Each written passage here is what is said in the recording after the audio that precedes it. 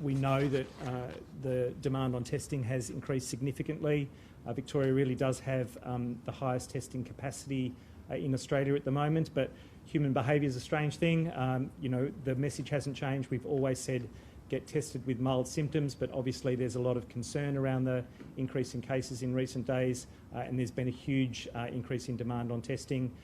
There have been queues for those testing sites. We want people to test all of the time, not just when there's some anxiety about where case numbers are going.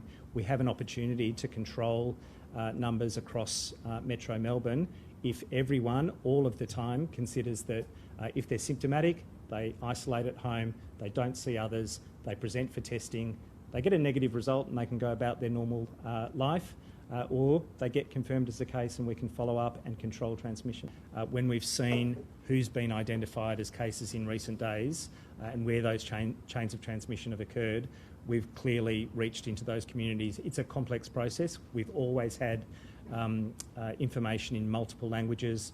I've been very actively engaged in multicultural engagement, obviously with the Chinese community way back in February, March, but ongoing. I've met with the Islamic Council of Victoria recently. We're meeting with a whole number of ethnic community representatives, and I have always advocated to our comms team to engage with our intelligence team around where are our cases, what communities do they represent, and to use all mechanisms to reach into them. This is not an easy behavioural task to go through, and when the levers of government to really change every aspect of your life are in place, people go to other sources of information that question it.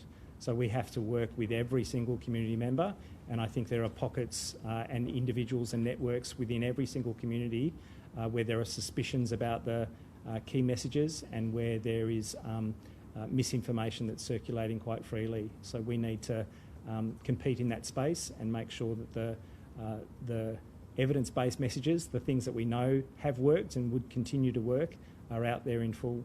With human transmission picking up, how useful has the COVID safe app been? Look, as